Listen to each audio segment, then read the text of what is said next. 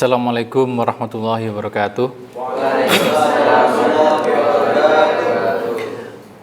Silakan berdoa dulu sebelum perkuliahan kita mulai.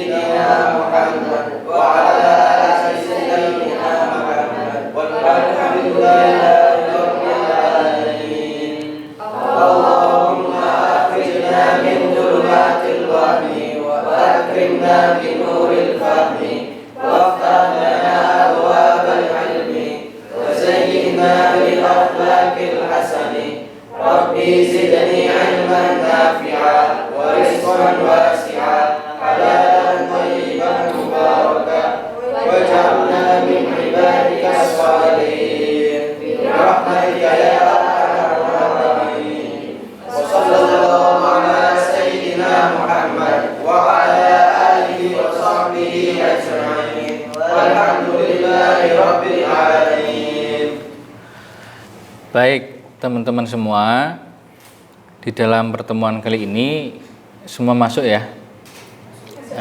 Semua masuk ya? Baik, di pertemuan kali ini kita akan membicarakan mata kuliah PAI Multikultural. Nah, ini yang akan kita selesaikan satu semester ini.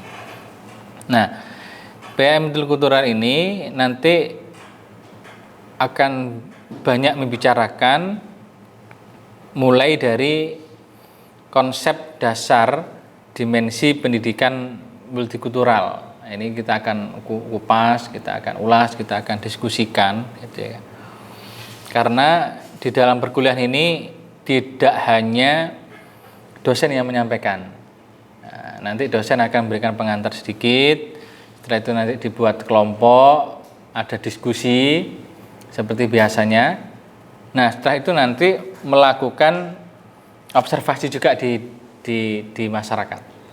Seperti apa sebenarnya kehidupan multikultural yang ada di masyarakat. Selain di masyarakat, juga melakukan observasi, wawancara di lembaga pendidikan yang itu ada hubungannya dengan multikultural. Ini yang saya kira menjadi penting untuk kita pahami. Bagaimana dengan penilaiannya, Pak? Ini biasanya di awal pertemuan akan mempertanyakan itu. Nah, di dalam penilaiannya, yang pertama, yang pasti yang menjadi bagian daripada penilaian itu adalah absensi, kedisiplinan. Masuknya jenengan, kedisiplinan itu menjadi penting. Yang kedua adalah diskusi kelompok. Diskusi kelompoknya harus berjalan dengan baik. Semua harus presentasi. Kenapa? Karena di situ harus berani untuk menyampaikan pendapat, bertanggung jawab dengan apa yang disampaikan. Yang ketiga adalah hasil observasi tadi itu. Hasil observasi, wawancara di dalam masyarakat dan lembaga pendidikan itu menjadi bagian dari penilaian di mata kuliah ini.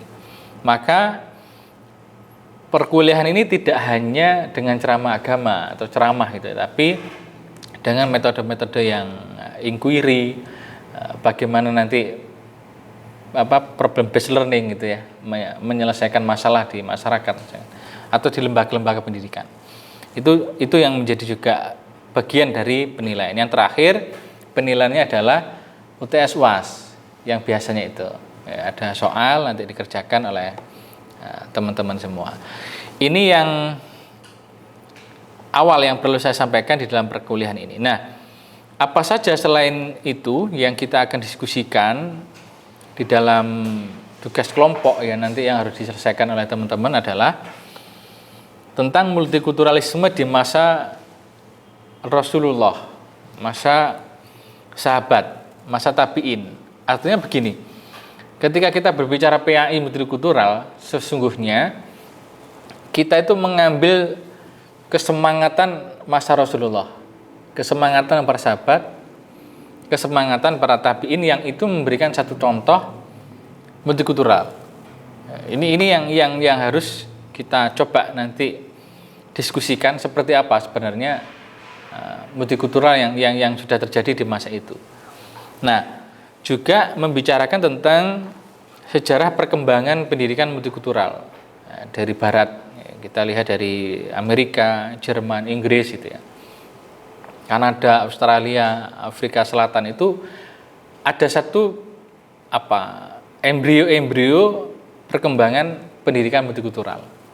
Itu juga akan dibicarakan di dalam perkuliahan ini. Juga membicarakan sosiokultural masyarakat Indonesia. Tantangan multikultural yang ada di Indonesia itu seperti apa? Kalau kita berbicara Indonesia, ini kan potret multikultural, gitu ya, potret kebinekaan, potret keberbedaan yang macam-macam, mulai dari suku, bangsa, ras, budaya, agama. Indonesia ini kan luar biasa sekali. Tapi sebenarnya seperti apa untuk membangun, memajukan Indonesia ini? Apakah justru itu menjadi sebuah ancaman atau keuntungan? Ini juga akan kita coba bicarakan. Ada juga membicarakan tentang model multikulturalisme di dalam pendidikan itu seperti apa. Ada melting pot, ada asimilasi, ada salad bowl, ada open nation, dan seterusnya. Itu yang juga dibicarakan. Sampai nanti membicarakan implementasi PAI multikultural di dalam lembaga pendidikan. Kenapa tadi itu ada observasi di masyarakat, ada observasi di lembaga pendidikan. Nah, potret itulah keberagaman yang baik, kehidupan keberagaman yang baik yang ada di masyarakat dan lembaga pendidikan itulah yang kita sumbangsihkan kepada bangsa ini.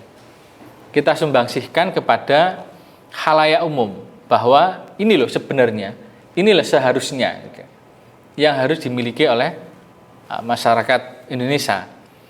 Nah, ini yang akan kita bicarakan di dalam satu semester ini. Dan banyak sekali daftar rujukan ya atau daftar pustaka yang itu bisa menjadi satu acuan di dalam membuat makalah dalam diskusinya nanti.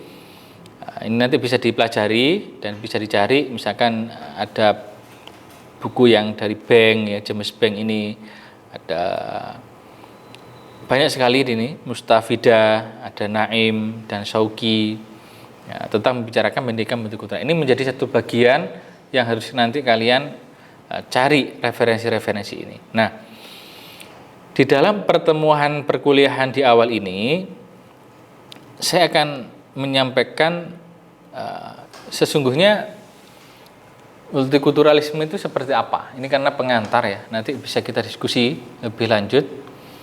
Saya tidak menyampaikan terlalu banyak, tapi nanti kita diskusikan dan menindaklanjuti apa yang harus diselesaikan oleh mahasiswa dalam satu semester ini.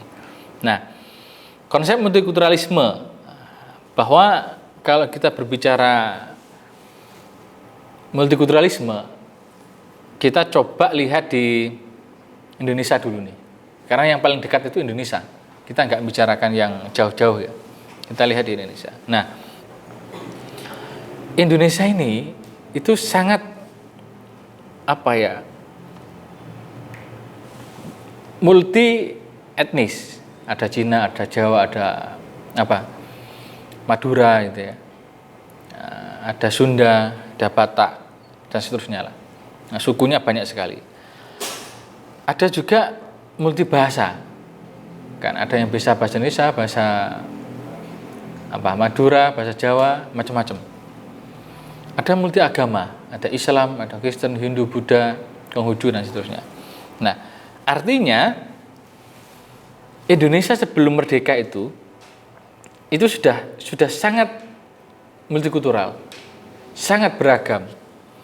Maka kenapa keberagaman itu, kebinekaan ini harus disatukan, dieratkan. Nah, pengerat ini adalah apa? Pancasila. Inilah yang mengeratkan keberbedaan itu.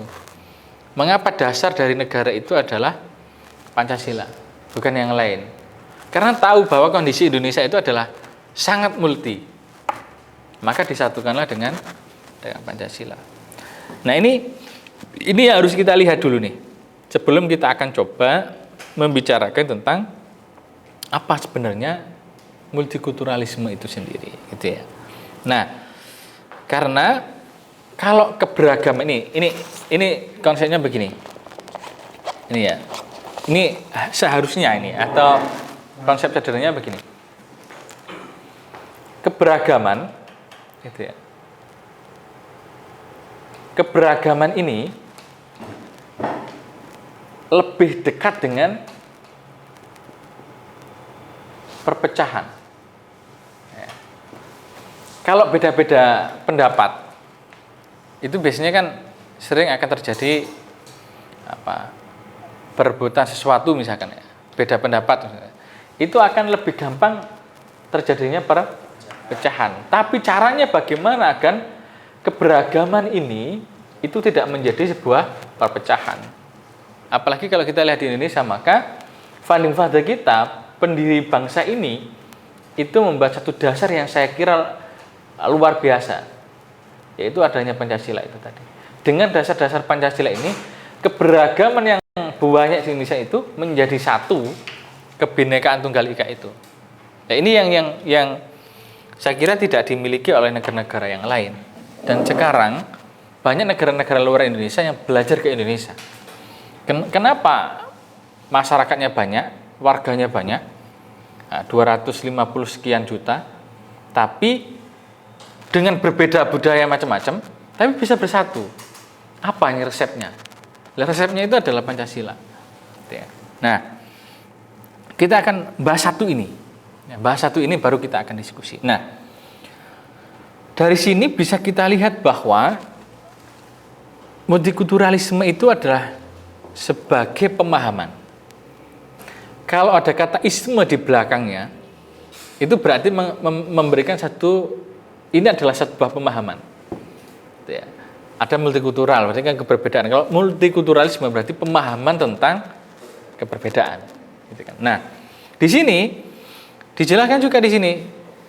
Multikulturalisme sebagai pemahaman, keingintahuan, penilaian, penghargaan, penghormatan terhadap kebudayaan seseorang atau kebudayaan etnis tertentu sebagaimana ia mengekspresikan diri apa adanya. Artinya begini, memahami bahwa sebuah keberbedaan itu harusnya diekspresikan bagaimana yang dipahami oleh dirinya, atau lebih gampangnya gini lah.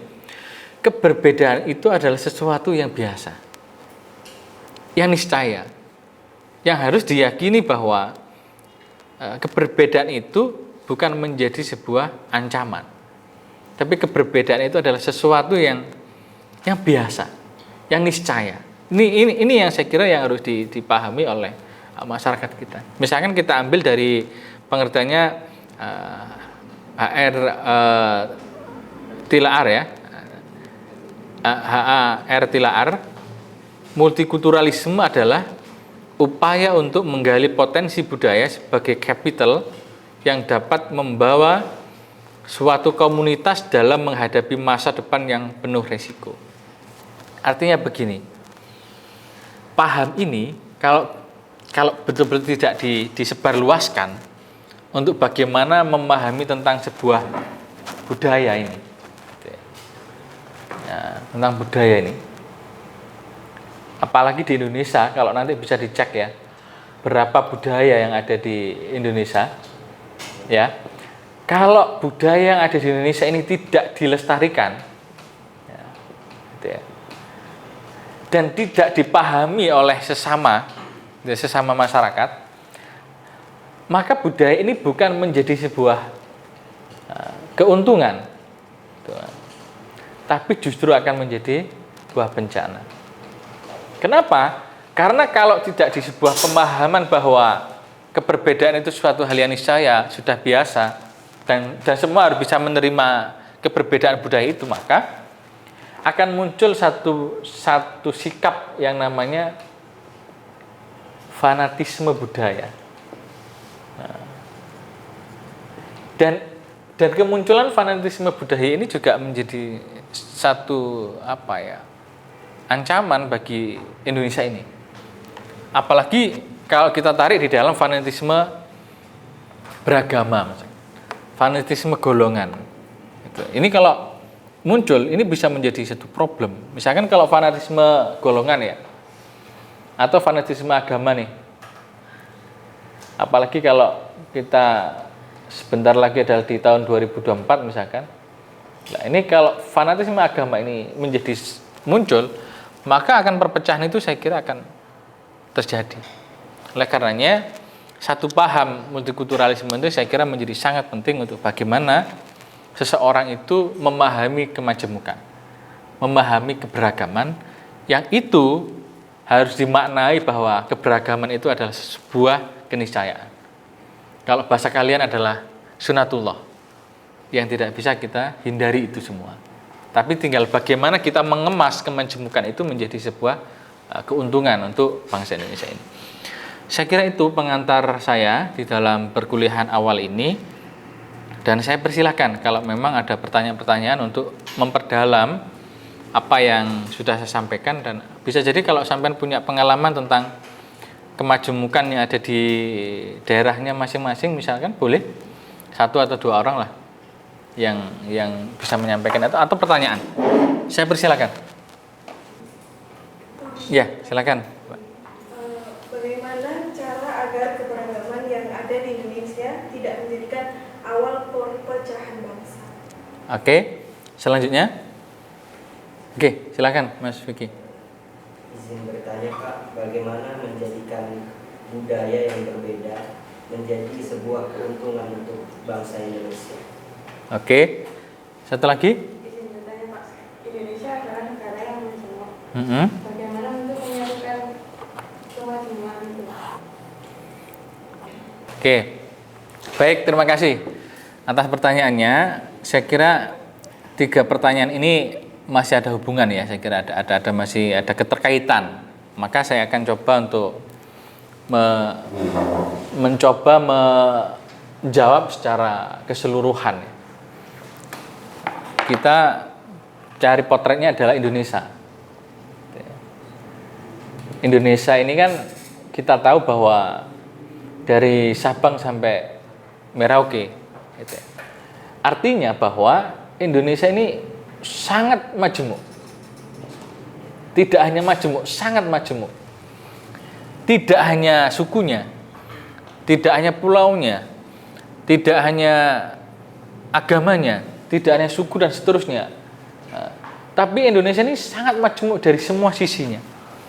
Kalau kita mau ngomong profesinya pun juga sangat majemuk. Maka Indonesia ini tidak bisa hanya didesain untuk menjadi satu identitas. Tidak mungkin menjadi satu identitas, tapi bisa disatukan. Itu ya. Beda nih ya. Tapi bisa disatukan. Tidak satu jenis, tapi keberagaman keberbedaan itu harus bisa disatukan. Cara menyatukan itu adalah yang pertama saya kira yang menjadi penting adalah bagaimana kita membuat pemikirannya dulu. pemikirannya, mindsetnya dulu, pemikirannya dulu. Karena orang melakukan sesuatu, ya, orang melakukan sesuatu itu pasti diawali dari pemikiran, cara berpikirnya, cara pandangnya. Maka yang kita bicarakan di awal tentang PAI multikultural adalah tentang konsep multikulturalisme itu sendiri. Maka pemikirannya ini harus diberikan satu pemahaman bahwa Indonesia ini loh berbeda banyak sekali di dalamnya. Indonesia itu majemuk sekali gitu ya. Indonesia itu beragam sekali. Maka keberagaman ini harus bisa didasarkan kepada kebersamaan. Satu cita-cita bersama. Nah, kalau kita lagi nanti kita tarik dari bagaimana kita menyatukan ini adalah dengan dasar Pancasila itu sendiri gitu ya. Nah, dasar ini, maka satu tujuan bersamanya adalah keadilan sosial bagi seluruh rakyat Indonesia. Nah, inilah sebenarnya tujuan bersama kita. Maka Indonesia harus dikelola dengan baik. Kalau tidak, sangat membahayakan sekali. Maka panjenengan semua mahasiswa-mahasiswi ini adalah sebagai agen untuk bagaimana memberikan sebuah pemahaman kepada bangsa Indonesia ini bahwa kita harus bisa bersatu. Walaupun bisa jadi kita beda politik, bisa jadi. Walaupun bisa jadi kita beda golongan, bisa beda suku dan sebagainya. Tapi kita bisa bersatu dengan dasar Pancasila itu. Kebinekaan Tunggal Ika itu menjadi penting untuk kita pahami. Maka yang pertama yang harus dilakukan adalah mindset, pemikiran dulu. Kita tularkan pemikiran tentang bagaimana multikulturalisme itu. Memahami budaya orang lain itu tidak langsung menyalahkan, tidak langsung menjustifikasi. Tapi bagaimana kita mempelajari budaya orang lain. Kita mengetahui, oh budaya Jawa itu begini. Misalkan satu contoh. Di Jawa itu ada budaya, misalkan ini ada rumah nih. Rumah katakan ya. Rumah, biasanya ada orang yang duduk-duduk di depan teras. Ini rumahnya kecil ya. Karena ini di gambarnya kecil. Di teras ada 2 orang misalkan. Kalau di Jawa, ini orang Jawa asli nih, kalau sudah nggak seperti itu berarti agak hilang Jawanya. Ketika sampean lewat atau orang lewat, itu biasanya kalau bahasa Jawanya itu nuwun sewu gitu ya. Apa nuwun sewu bahasa Indonesia ya? Permisi gitu ya. Permisi, nuwun sewu. Ini adalah budaya. Kalau sampean sudah enggak permisi, berarti sudah mulai hilang ini kejawaannya ini. Gitu ya. Maka ini satu budaya yang saya kira penting untuk dipelajari dan dipahami. Jangan sampai langsung mengatakan, wah ini apa ini? Ini enggak benar ini. Ini enggak boleh. Justifikasi itu tidak boleh terjadi kalau kita belum mempelajari betul. Pelajari betul itu budaya temannya. Dengan kita saling memahami tentang budaya satu dengan yang lainnya, maka budaya tidak menjadi sebuah ancaman. Justru budaya menjadi sebuah kekuatan, ciri khas bangsa Indonesia untuk Indonesia dikenal di dunia luar. Luar negeri itu sekarang lagi apa ya? Lagi kesengsem itu apa bahasa Indonesianya? Lagi kesemsem, lagi suka dengan Indonesia. Karena Indonesia bisa bersatu dengan keberbedaan. Indonesia bisa bersatu walaupun bisa jadi matanya kita berbeda. Warna kulit sebagian juga berbeda. Tapi bisa bersatu dengan kebinekaan Tunggal Ika tadi, dengan Pancasila. Maka hal ini tidak bisa dihindarkan. Nah, itu yang saya kira yang saya berikan jawaban ya dari 3 pertanyaan itu. Oleh karenanya nanti di pertemuan berikutnya akan kita coba untuk diskusikan lebih mendalam yang nanti dilakukan kelompok-kelompok. Silakan nanti disesuaikan di RPS-nya, dipelajari, dibuat makalah, presentasikan, kita diskusi bersama tentang PAI multikultural. Dan ini harapannya adalah output daripada perkuliahan ini menghasilkan satu pemikir-pemikir, pelaku-pelaku bagaimana mengajak kepada keharmonisan dalam hidup. Keberbedaan itu tidak menjadi ancaman, tapi menjadi sebuah keunggulan. sebuah kelebihan di Indonesia ini, yang itu menjadikan hidup harmonis, hidup saling tolong menolong, hidup gotong royong satu dengan yang lainnya. Siap ya? Oke. Saya kira itu perkuliahan pada pertemuan kali ini. Mari kita tutup dengan doa bersama. Silakan untuk berdoa. Bismillahirrahmanirrahim. Allahumma shalli ala sayyidina Muhammad wa ala sayyidina Muhammad walhamdulillahi rabbil alamin. Rabbana anfa'na bima 'allamtana rabbi 'allimna alladhi yanfa'una rabbi faqihna wa faqih ahlana wa qarabati lana fi dinina rabbana zidna ilman nafi'an warzuqna halalan thayyiban waftah lana futuhan hikmatan yassir lana kulla umurina waghfir lana jami'al khataya warda anna kulla ahwalina wa barik lana fima ataita waqim lana al-qadim subhanakallahumma wa bihamdika asyhadu an la ilaha illa anta astaghfiruka wa atubu ilaik. Baik, kurang lebihnya mohon maaf. Semoga kita selalu dalam lindungan Allah, diberikan kesehatan. Kita ketemu lagi di pertemuan berikutnya. Kurang lebihnya mohon maaf. Akhirul kalam, wallahul muwaffiq ila aqwamit thoriq. Assalamualaikum warahmatullahi wabarakatuh. Waalaikumsalam.